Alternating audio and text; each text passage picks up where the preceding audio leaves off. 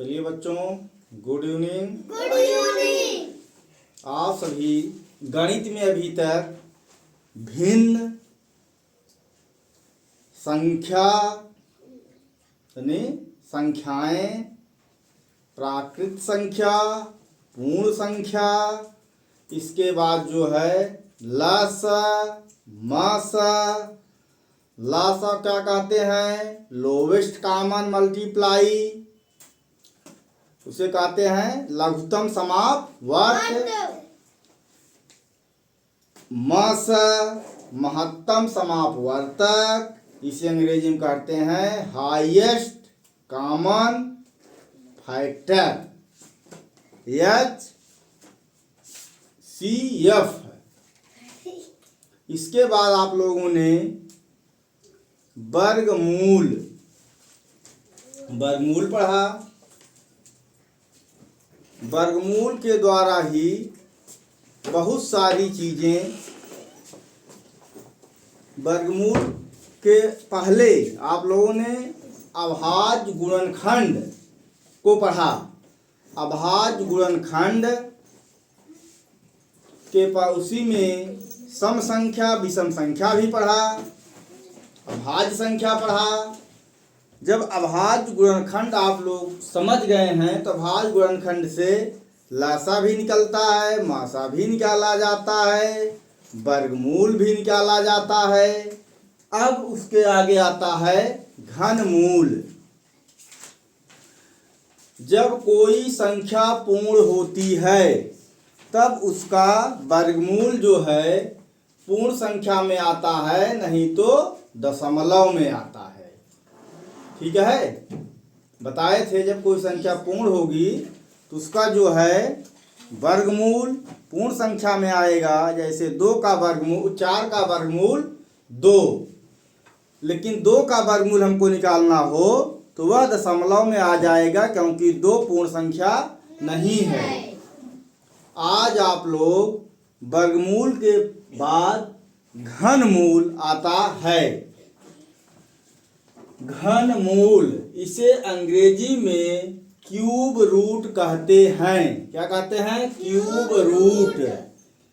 Cube का मतलब है किसी संख्या पर 3 लगा दीजिए। जैसे क्यूब का मतलब है किसी संख्या पर 3 लग गई, यानी क्यूब यही है, यानी 3 जो घात लग गई है यही हमारा क्या है? क्यूब है। तो इसीलिए इसे कहते हैं अंग्रेजी में क्यूब रूट। जैसे 3 पे 3 घात लग गई, यानी 3 का 3 बार क्या है? गुणा है। 2 पे 3 घात लगी है, यानी 2 का 3 बार गुणा है। ठीक है, इस तरह से क्यूब का मतलब है किसी संख्या का पर 3 घात लगना या 3 बार गुणा होना। तो इसका परिभाषा है किसी संख्या को उसी संख्या से 3 बार गुणा करने पर एक गुणनफल प्राप्त होता है। गुणनफल संख्या का घन तथा स्वयं संख्या का गुणनफल का घनमूल कहलाती है। जो भी संख्या हमारी है, इसका प्रतीक जो है आप देख रहे हैं वर्गमूल की तरह बना है। ठीक है, प्रतीक कैसा है? वर्गमूल की तरह बना है, लेकिन इसके जो भाग खुला है इसमें 3 लिख दिया गया है। जो 3 लिख दिया गया है यह घनमूल का प्रतीक हो गया है। किसका? घनमूल का। अगर संख्या a है तो यह वर्गमूल का प्रतीक है। किसका प्रतीक है?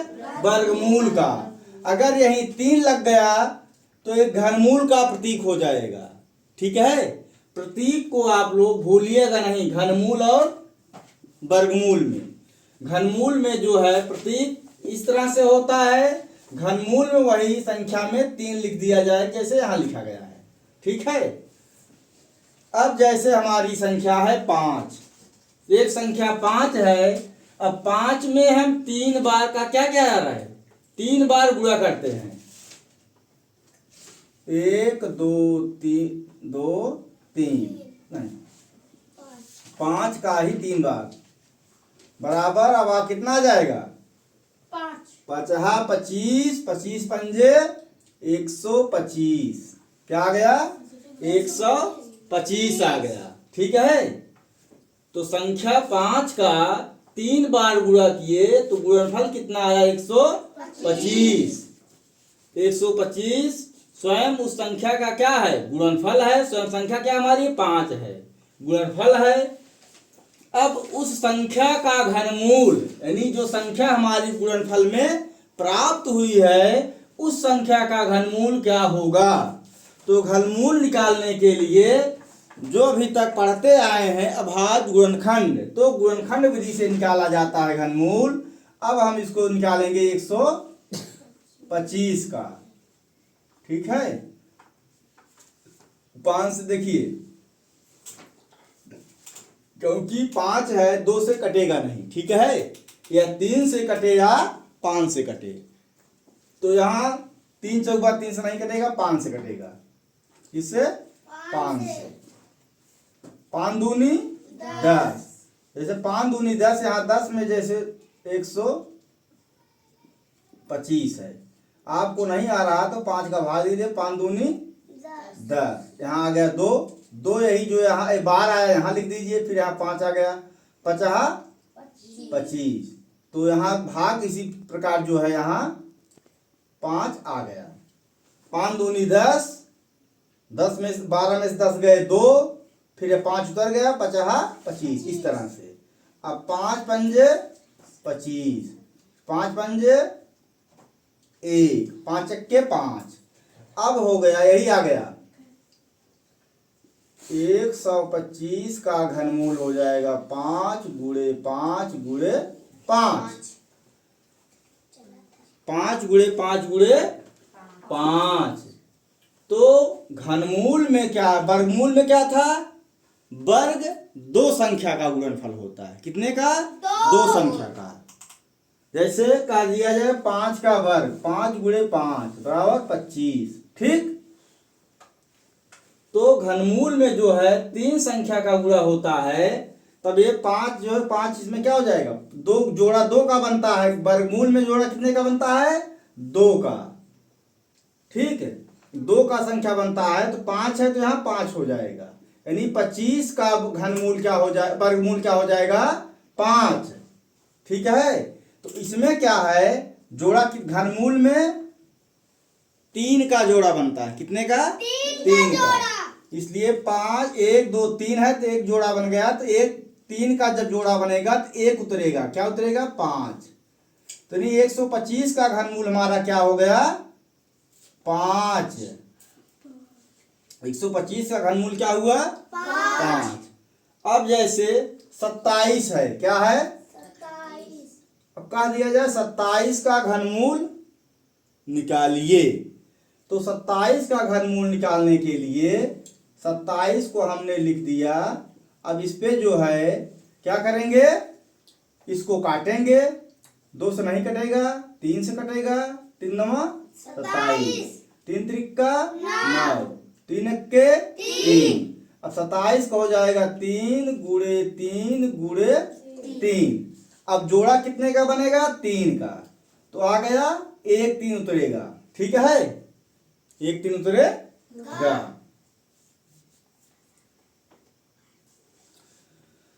इस तरह से कितनी भी संख्याएं हो उनका घनमूल हम निकाल सकते हैं। किस विधि से? गुणनखंड विधि से। उसका जो है से गुणा कर लेंगे। गुणा करने का जो है भाग है, क्या है? ये प्रक्रिया अभाज्य गुणनखंड करेंगे, उसमें भाग देते जाएंगे तो हमारा अभाज्य गुणनखंड आ जाएगा। तो क्या है? गुणन विधि से घनमूल निकालने की विधि है। ऐसे ही वर्गमूल में होता है, लेकिन वर्गमूल में 2 विधियां हैं। एक गुणनखंड विधि, दूसरा भाग विधि है। ठीक। तो गुणन इसमें क्या होता है? गुणा ही किया जाता है। गुणनखंड भाग क्या है? इसमें जितने भी जोड़े बनेंगे, अगर मान लीजिए कोई संख्या है 3 गुणे 3 गुणे 3 गुणे 3 गुणे 3 गुणे 3। अब एक जोड़ा यहां बन गया, एक जोड़ा यहां बन गया। ठीक। क्या हो गया? एक जोड़ा है बना, एक जोड़ा, तब यहाँ हो जाएगा 3 गुणे 3, एक जोड़े का 3, यहाँ एक 3 जोड़े का 3 का जोड़ा बनता है, तो इसका जोड़े का 3 है।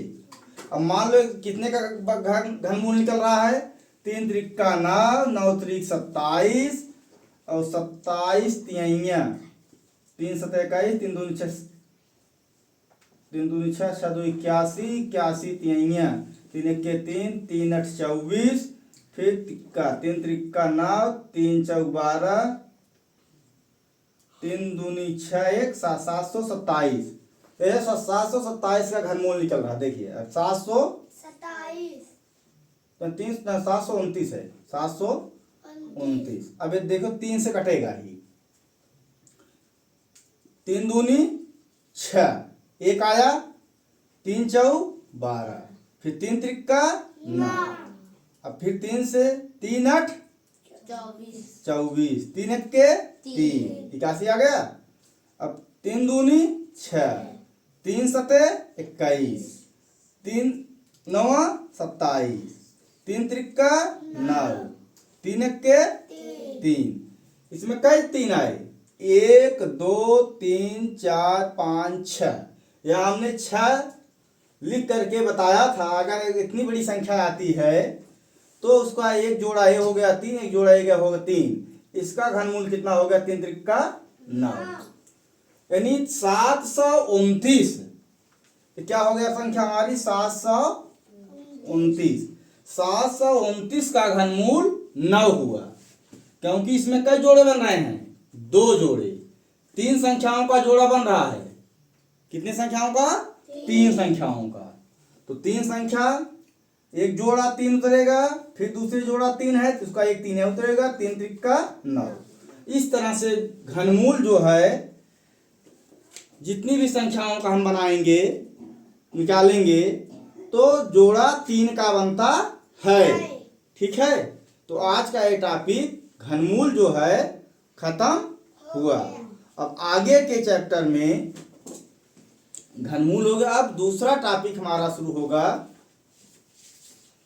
उसको कल बताएंगे क्या पढ़ाना है अगले में। ठीक, यस सर।